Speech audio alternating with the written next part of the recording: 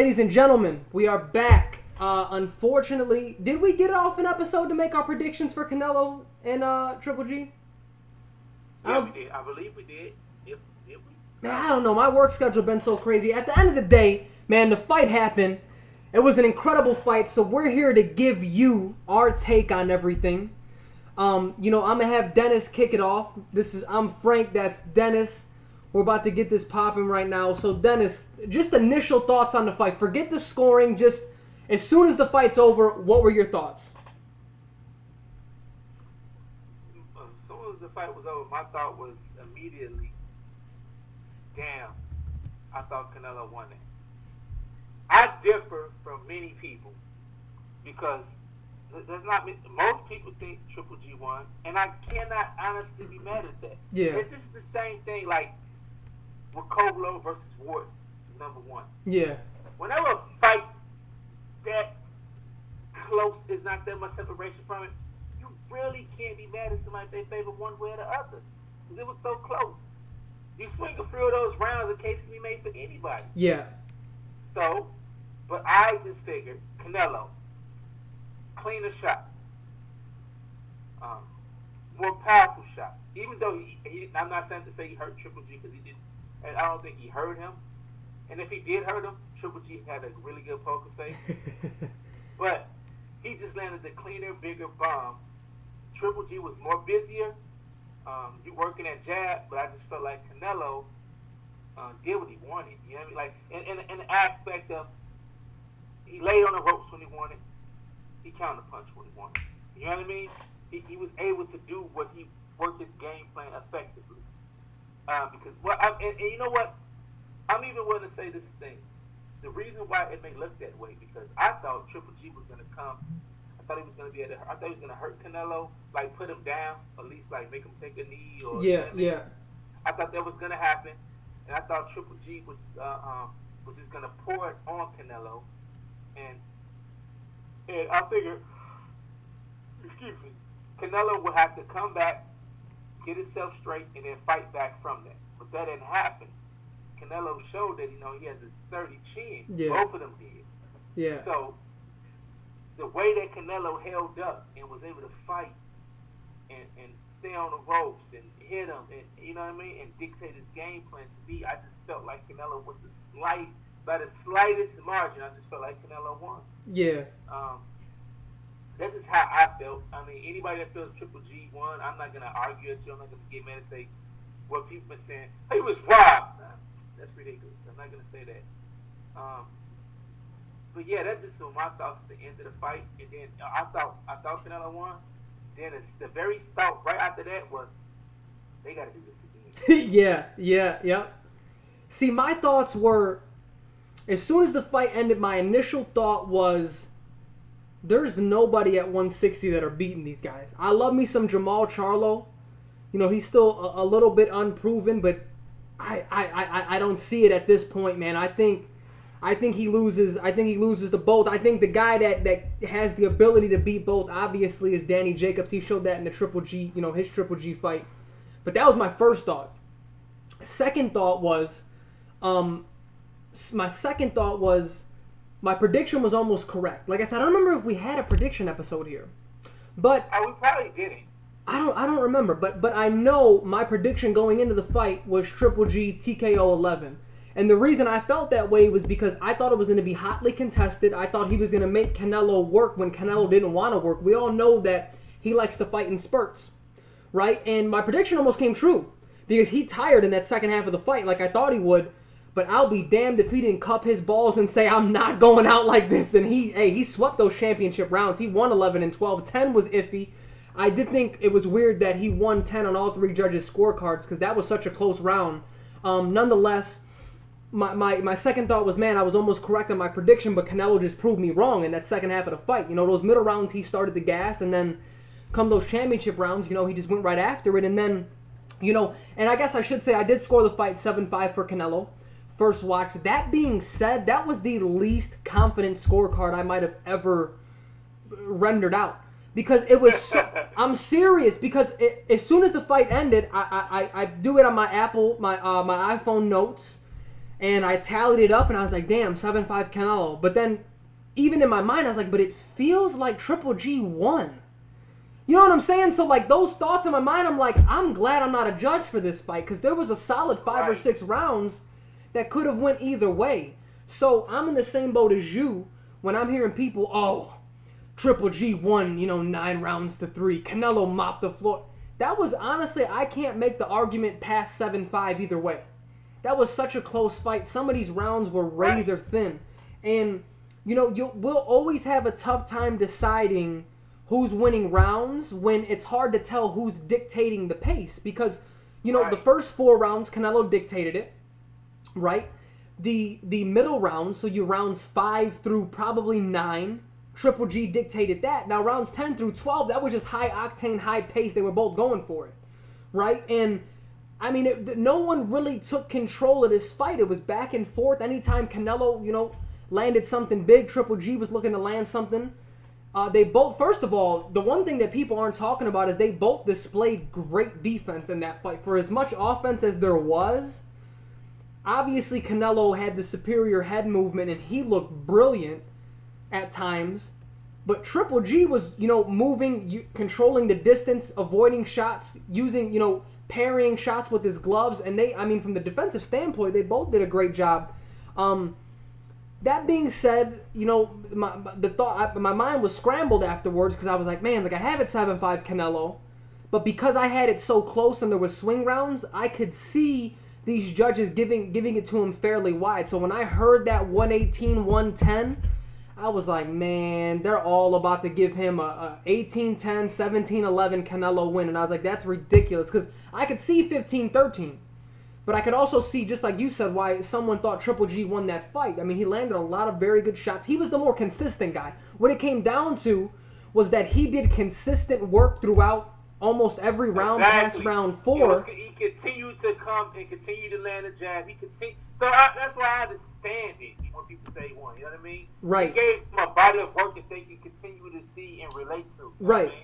And that's the thing. So then it came down to, did his consistency that round win him that round, or did the cleaner shots, even though sometimes they're a little bit too far and few between, and that's why I gave Triple G certain rounds from Canelo, was that enough to win that round? And there was even certain rounds where Canelo, he won the first 45 seconds of the round, came out blazing, beautiful combinations, good footwork, and then he laid on the ropes for the rest of the round.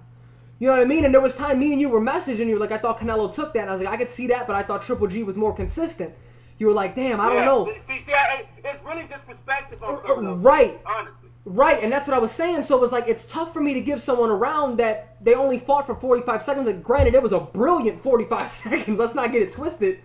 But it's just certain rounds were tough for me to give to Canelo, and that's the thing. So, first of all, we have to talk about the elephant in the room. So, what are your thoughts on the 118-110 card? Was this her being inept? Was she just stupid, or was she paid off, do you think? First off, Austin tried to hit me and said he's on his phone. Is he? We can get him in. He can hop in the middle of this. He can hop in the middle of our conversation. Let's get him in. We'll keep... I just want to let you know that. Now I'm gonna start. Now, what I thought when I heard that scorecard, like me and both Rob looked at each other. I was watching the guy, the third member of Outside the Square Circle. His name is Rob Drew. And when we heard that card, we both looked at each other like this and went, man.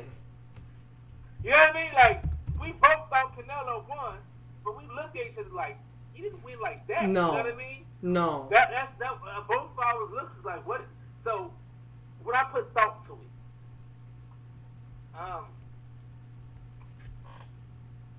I don't want to say she's paid. I don't want to say paid off. I want to say,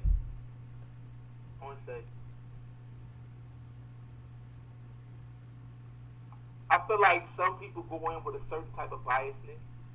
Yeah. It's depending on what, and I want to say it's because depending on what you like. Say if you like a guy that land clean the shot, even if he happens to be on the back foot and moving away most of the time. Yeah. That's what you like, right? Say you like that. So every time you see that, even when Canelo would throw some good shots and then do nothing for the rest of the round, yeah, it would still get scored for Canelo. Bro, but I see what you're saying, but bro, and I don't. Triple G.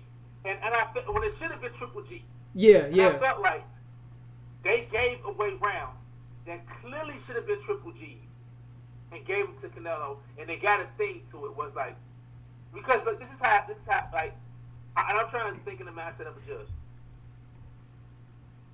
If they're not paid off, assume that they're not paid off, they have to kind of get into a groove where it's just like, okay, he's winning this, he's winning this, and he's winning this, and they're no longer being objective about what's going on. Right. They kind of get, I feel like, you know what I'm saying? Yeah, I get you. I feel like the judge lost all, you know what I'm saying? Lost what is objectivity? Is that the word? Objectivity. That's the word. Objectivity. The judge lost all of that. Yeah. He just got into a group where he just continued to give Canelo rounds. Right. Instead of looking at what was taking place. Bro, that's how I view it. And the thing that got me was that, now I'm going to have to rewatch the fight because I want to say it was rounds 5 and 6 that Canelo literally gave Triple G. He was storing up for the second half. We both said it like he gave that away. Yeah, and Adelaide Bird scored both of those for him. I was like, what the fuck were you watching? Because he didn't do, he did not win those. He didn't try to win those. And I was like, what is going, when you see the scorecard afterwards, she gave Triple G rounds 4 and round 7 when he clearly, round 4 was iffy. I think I scored it for Triple G as well, but there was a case for Canelo. 5, 6, 7, and 8 were clearly Triple G rounds. Those were clear Triple G rounds. Maybe even 9. I got to look at my scorecard again. But I know. I don't remember the 9th round, to be honest. That's why I can't. Honestly, let me look at my card while I'm talking shit, because I don't even know if I gave Triple G the 8th round. But anyway, the point I'm making is that there was rounds where Canelo gave away. No, so I gave. He took them off. I gave the 8th to Canelo. I remember that being a very, very close. I jotted that down, and that was a very close round. I think a combination to end the round is what took it for Canelo for me. Anyway, she was just giving rounds away that, you know what I mean, that clearly weren't Canelo's. My biggest issue with the card, I don't even care if it was corruption or incompetence, if I'm being honest with you. My biggest issue is that it's taking away from the fight. It has us talking about it. There's everyone talking about it. If she scores this 115 to 113 for Canelo, everyone just like, man, that was a great fight. I can't wait till they fight again. Hopefully it's in May. But the fact that this was so wide, everyone's talking about, this is why boxing sucks. This is why it's corrupt. This is why it's losing sight of the brilliant fight we just saw. I don't think anybody goes into it unless they're paid off, and they're just like, F it, I'm going to do. But look, this is my thought, right? Even if, say I'm paid off, I'm going to at least try to make it look close and then give it to Canelo. Right. I'm not going to, that's why I think she couldn't have been paid off, because it's stupid. That's She's true. trying to be paid off to make it That's look fair. ridiculous. That's fair. That's a fair point. I think at a point in time, she was just no longer looking at what Triple G was doing right and winning. It was like, Canelo's doing this, and Canelo's doing this, and Canelo's doing this. And that's how those rounds got scored like that. Our objectivity was completely lost. I can agree with that. You know what I do want to dissect? Because I have thoughts on the rematch. I hope it gets made. They're already in negotiations, the reports are saying. So I'm hoping it gets done for May. It should be an easy fight. I wouldn't mind if Golovkin got back in and took Billy Joe Saunders' belt in December and then came back in May. I would. I mean, you know what I mean? I would love that, actually. Yeah. So. And then Canelo can take Lemieux while he's taking him. That'd be a good fight. I don't know. No, Golden Boy ain't taking that chance, bro. Golden Boy. Because here's the thing. He has the skills to outbox Lemieux, but if Lemieux lands something, that motherfucker can crack. Yeah. He pound for pound, he might be the hardest puncher in the world. That boy can flat out punch. Mm-hmm. If he gets a chance to touch you right, it's the right. Man, so here's the thing. So these are my thoughts, and I want you to share whether you agree or just you have completely different thoughts. So my thing is, in the rematch, are we gonna see Triple G not show him any more respect? Because those first 4 rounds, that was the most tentative I had ever seen Triple. He didn't show this type of respect to nobody. Like, right. I've never seen Triple G walk his way into a fight like yeah. That. I mean, like, I'm gonna figure, and then I think, okay, with Triple G Lemieux, right? He didn't just go in there and bum rush Lemieux. He used his jab. Of course. But after like round 3, it was like he was coming in. Yeah. He was still methodical. He was kind of like, should I do it? Yeah. Hey, but the thing that was funny though is I was at a fight party, and by my boy's house, and I was the only one that they were looking to, like, Frank, what's going on? Explain this to us. And it was really funny, so I was trying to explain what was happening and still pay attention, very closely, like I always do. And so I told them, look, he's being very tentative right now, but look at the traps that he's setting. He's going to land a big right hand soon, and we're going to see what type of chin Canelo has. And I want to say it was the 5th round when he finally landed the right hand because he kept pawing out the left, throwing this slow hook to see how would Canelo react to it so he can time that right. Boy, he landed that right hand in that 5th round. Holy fuck, that would have put out anyone else in that middleweight division. That shit. And so my thing is, Triple G now knows he can take Canelo's biggest shot. He didn't have to be... He can treat round 1 of the rematch as round 13. We're just gonna get it. We're going after it. Yep. And that's right? Because now he knows. Like at first he didn't know, but now he knows. Right. I can take it, so I'm coming. Exactly. So look. So here's the way my mind works. I'm connecting dots. So my thing is, he completely neglected the body. He didn't even respect Jacobs' power enough to neglect the body. He was going to the body against Danny Jacobs. So. Does he think now, look, I can take his punch so I can go down, work that body more and not have to worry too much about his power, right? Does he go in with that mindset? Now, secondly, does Canelo go into the mindset of thinking, look, I just got to work on my stamina. If I land a few more combinations in certain rounds, that's a clear victory for me. I'm going to do the exact same thing, implement my exact same game plan. I know I can take his shot, so hell, I can even take a few more chances. I took some of his biggest shots, and there were certain times where his knees did buckle. I don't know if anyone else caught that. I want to say it was round 9, where Triple G punched in between his combinations and landed a thing of beauty. But Canelo's poker face was incredible because unless I was seeing something, I have to watch the fight again. His knees buckled on the ropes.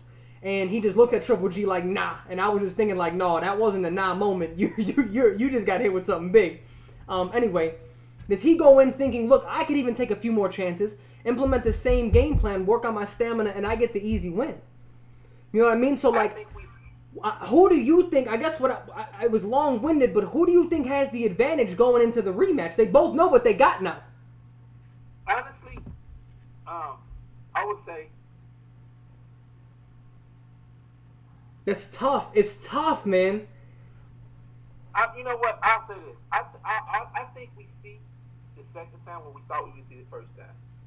Even when Oscar De La Hoya said, "There's no way it makes it to the 12. Somebody's getting knocked out." I think this time we see that. We might. I think we might. I think we see that only because I think Triple G said, "I'm going for him this time. I'm going for the knockout because." This time they gave him a draw. This time, if it's close, they're gonna give it to Canelo. Right. You know what I mean? I think he thinks it's corruption. So I think even Abel Sanchez like we got to get him out of there. Right. So I think his mentality is we got to get him out of there. I think Canelo is gonna go. I hit him with some great shots. I was able to touch him and counterpunch him when I wanted. He hit him. Yeah. I'm gonna try to get him, and I think we see a firefight. It's going to be a skilled firefight. You know what I mean? For sure. Be going at 2 guys in a it's not Arturo. Yeah, it's not Arturo Gatti and Mickey Ward. Right. We're going to see 2 guys picking a spot and go and give everything we got. I can see that. I'm going to be honest. I don't know who's going to make it out of there. I think this time somebody might not make it out of there. Hey, and I'm right there with you. And you know what? I listened to this other boxing podcast. Shout out to them, the Sunday Puncher. They're a great podcast. And they used a great analogy, and they were using it towards Triple G, but I think it applies to both. It's kind of like the pickle jar, right? Like, say I have this pickle jar that I can't open, and I'm just, I'm twisting and twisting. I'm like, fuck, Dennis, I can't get this. Can you get it? And then you open it with ease, because I did 90% of the work. So now I loosened it so much that all you had to do was bloop. Yeah. And they're saying that these guys crack each other's shins just enough that in the rematch, you know what I'm saying? Like, it's not going to take that much no more. It's going to take a few big shots, and then the other guy's done. And I think that could be the case because, hey, they were landing bombs on each other, bro. Both of them like, boom. Like I said, they had their poker faces on. But I know the inside they had to be like, uh-oh, that hurt. Oh, yeah. If we can read their thoughts, I know Triple G's going, He's not a good boy. Right. Canelo's going. He can hurt me. Yeah. No, hey, so hey, but you know one thing. No, for sure. You know one thing I did want to touch on because I didn't hear anything about this until after the fight, and I didn't even realize it during the fight. So Canelo was using winning gloves, and he usually uses, I want to say, Everlast. And they said it was because the winning gloves are like the pillow, they protect your hand the most, they're pillows. And because he had a hand injury in training. Did you hear anything about that before the fight? I didn't hear anything about that. I didn't hear anything about it either. But it's the first time I heard it. Yeah, I heard it on a bunch of pre-fight stuff, and I was like, that didn't come about at any point. I didn't hear nothing about that. No, they never said anything. Yeah. I never heard. I know he had that one time when he hurt his hand, and he was boxing like with the one glove. He had yeah. He broke his thumb, I want to say. Yeah. But that was the last time I heard anything about his hand. Yeah, no, I don't know. I want to see if you had any insight on that. But no, I mean, at the end of the day, man, the fight was great. That 118-110 card did take away from, for the general public, but I'll be damned if that wasn't the first. I mean, we can dub this a super fight. I think it's going to get, a million pay-per-views. What was the last fight this big that really lived up to the bill? It's been a while. It's been a while. Well, actually, I'm about to say, like, I was going to name, but actually lived up to what it was going to be. Maybe Pacquiao Cotto for the first half. The first half of the fight was great, and then Pacquiao took over. Yeah, I guess. I mean, I would have to agree on the top of my head because I can't come to anything better. Yeah, let's say off the top. I have to sit down and think about it. Say, like, we knew this was going to be, and it lived up to be that. Yeah, and off the top of my head, a big fight like this, I can't. And I even said it before the fight. I want to know if you agree. I thought going in, this was the best in terms of styles, in terms of the type of entertainment we were going to get. The best middleweight fight since Kelly Pavlik and Jermaine Taylor won. This, I think it was better than that. But this is definitely. You know what, man? I don't know, hey. That fight was fucking great, man. You know what? Let me think about that again. You know what I mean? I'm remembering certain actors in this fight. Like, no, maybe not. But you know what? Austin Trout just texted me. I don't see any message, my man, from you. Why ain't he getting? I don't know what's up with that. So when he's on his phone, what do we got to do? Tell him to download Google Hangouts. I don't know if he has Hangouts. He should have Hangouts. Hold on, one second. Ask him. Just say, do you have Google Hangouts? I ain't editing this shit neither, so whoever's watching, you're going to have to put up with this. What'd you say? I said I That's gonna have to watch all the technical difficulties. Yeah, hey, y'all are in this for forever, bro. Y'all decided to, Y'all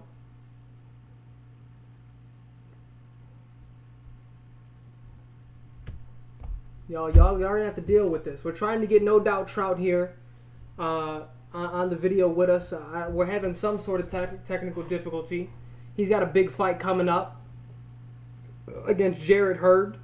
Hey, quiet as kept. I think he's gonna beat Jarrett Hurd. I'm not just saying that because we interviewed him before. I don't think Jarrett Hurd's ready. I was going.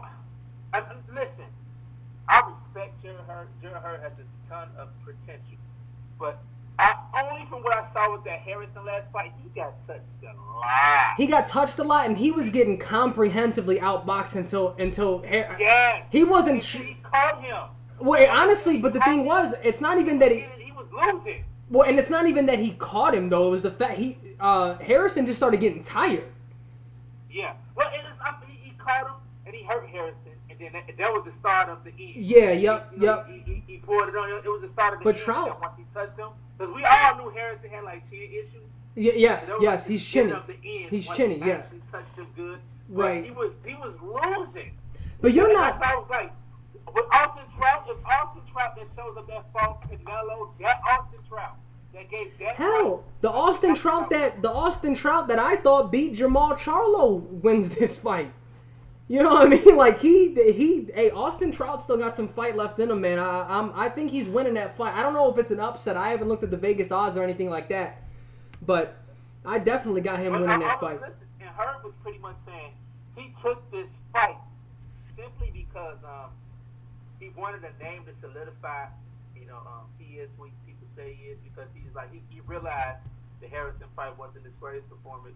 But I was like, you know what, young man, I get you want to shine, rumble, young man, rumble, but this might be a fight too big. That's exactly what I'm thinking. No, that's exactly what I'm thinking. Because there was Cotto, Canelo, Laura.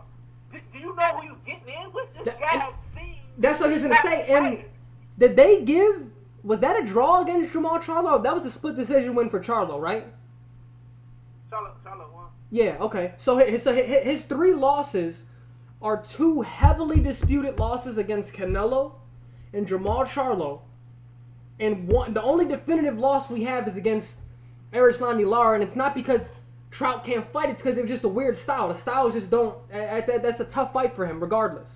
Even if he's on his absolute A game, that's a tough fight because they're both counter punchers. You know what I mean? They both like to fight on that back foot. Erislandy Lara is a lefty. I mean, that's tough. He's a tough fight, man, for anyone. Lara He's a tough fight for anybody. I've never seen anybody go in there and make Lara look like easy work. You know what I mean? No, yeah.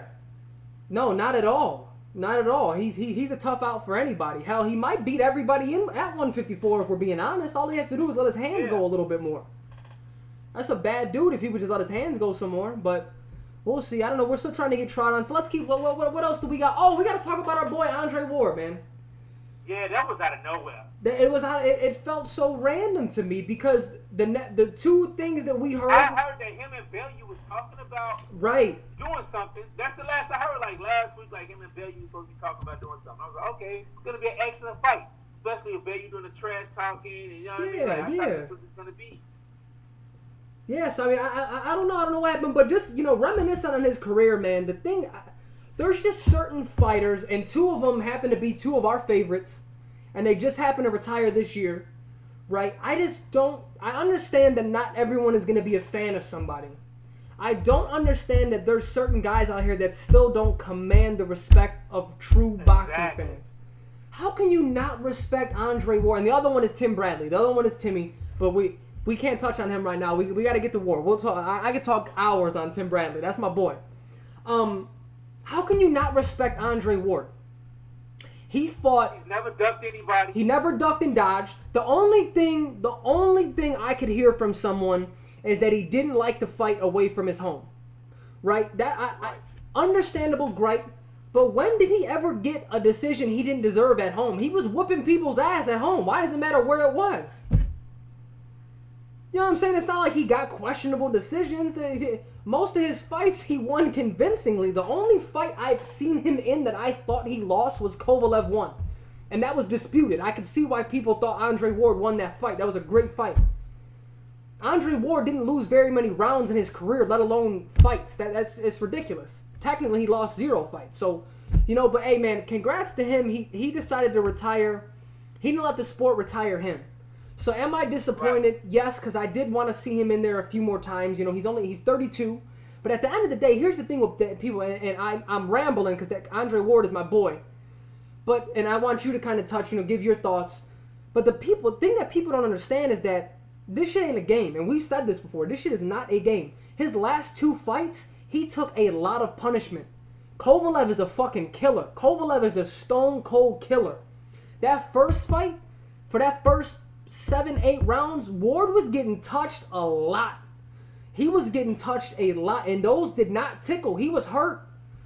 You understand? And he fought back to get the win.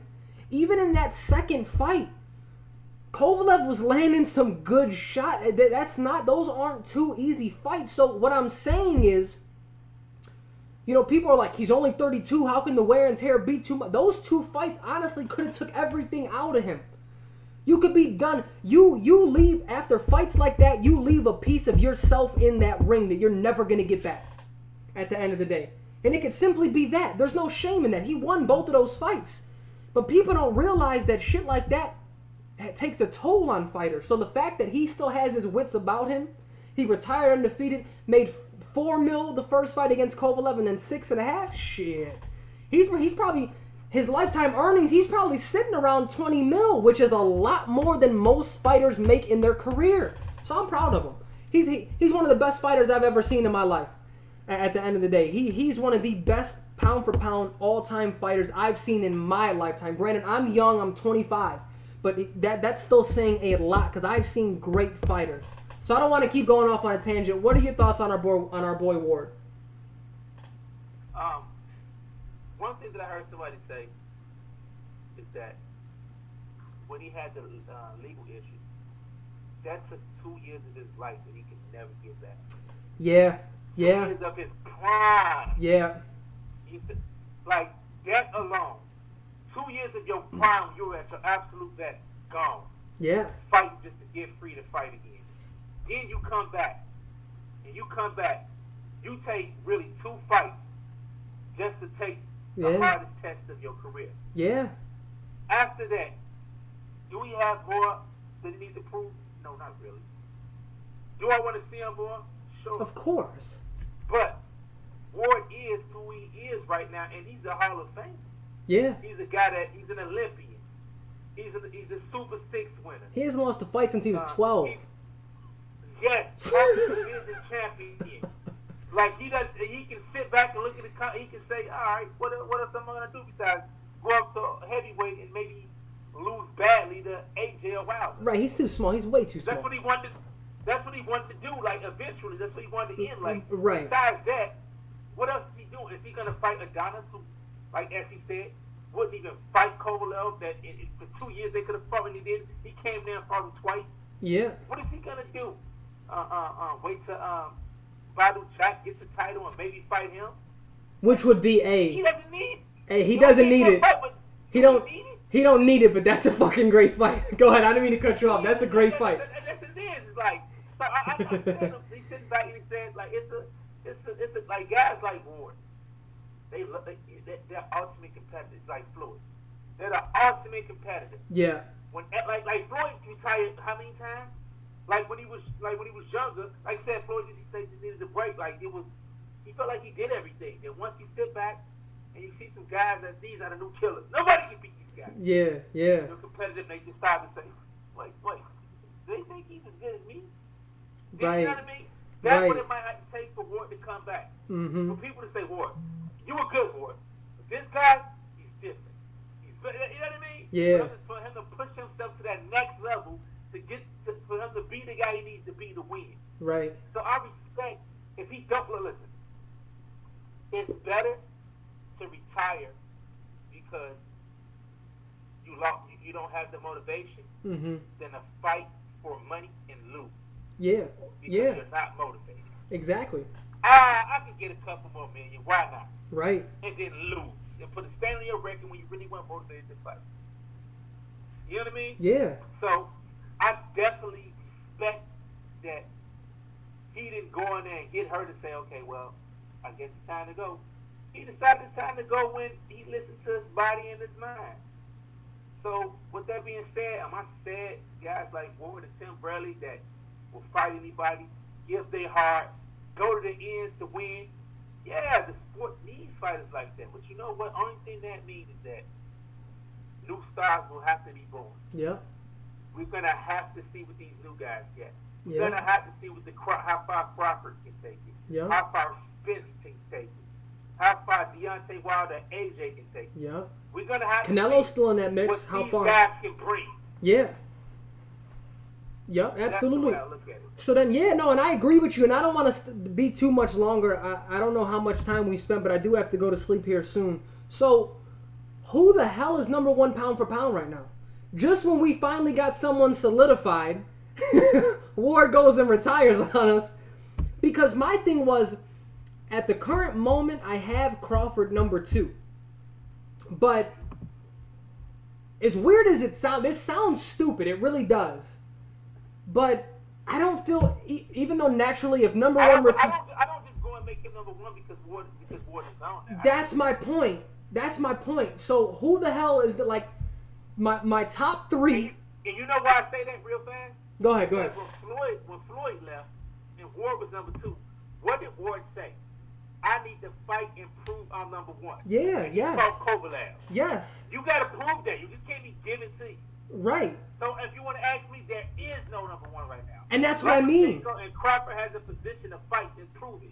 Yeah, yeah. So my list off the top of my head was Ward, Crawford, and I had like a 3A and a 3B between Canelo and Triple G. They didn't really definitively do nothing, so they kind of stood there. We wanted to put them there. We wanted to put them Yeah, there. the winner, a definitive winner is number one on the list, especially with Ward gone.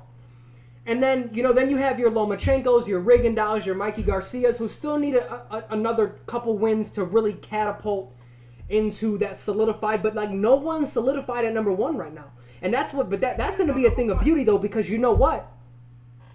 And maybe I'm thinking too far into it. I'm thinking as a fight fan here, but now Crawford's looking up like and even though he did this before Ward retired, but he should want to fight Thurman and Spence even more now. You know what I'm saying? Jamal Charlo should want to get in that ring with Triple G and, Canelo even more now.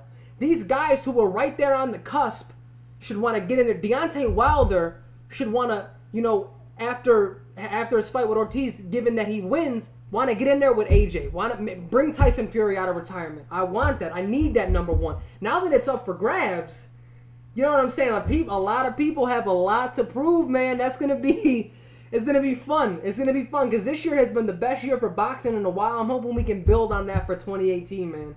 Because we have some spots open on this pound for pound list and people need to start proving themselves. And people have been proving themselves quiet as cat. You know what I mean? It's so hey, I'm excited. It's a great time to be a boxing fan. I don't know if during my lifetime if there's ever been a better time to be a boxing fan. Yep, we look. We about to figure out who's who and who's that. Yeah, yes. We're about to see if Spence is the truth. We're about to see if Keith can one-time everybody out of there. We're about to see everything. But 154 is still yet to be determined. That October 14th, or I'm sorry, 16th, whatever, card, that's going to show a lot at 154. Because Erickson Lubin is ready to take Charlo's fucking head off. I favor Charlo. Because he has the better experience here. But hey, Erickson Lubin is young and he's ready. I wouldn't be surprised if he wins that fight. That's gonna tell. I wish we could have just got Andrade in that card somewhere. I know, bro. He's like the final piece to find out, you know what I mean, who's gonna be the guy there. I know, I agree. What's the third fight? It's Erickson Lubin and Charlo. It's Laura versus somebody. Oh, that's right. Laura's fight. Who the hell is he fighting? I've seen a few of his fights. He's solid at 54. That should have been Andrade. That should have been Andrade and Lara. Yep. But yeah, no, that's gonna be fun. But hey, I'm done. You have any final thoughts? My final thought is like, share, subscribe. Yeah, for sure. Like you heard him. Like, share, subscribe. Let us know what's up. Hopefully we can get No Doubt Trout on before his fight. I'd love to get his take, even on this fight. Ward. What he's planning on doing going into that fight. Granted, he can't give too much. That's his game plan. But I would love to get him on and talk. We had him on once, and then we had some technical difficulties. Haven't been able to get him on since. So we have to button that up with him, and get it down before the fight. We got to make sure he has Google Hangouts so we can get this popping. Hey, thanks everyone for watching. We appreciate you. Remember to like us on Facebook, like us on Instagram. We both post quite often. And share to all your boxing fans, man. Thanks for watching. All right. Yo, we got it. If you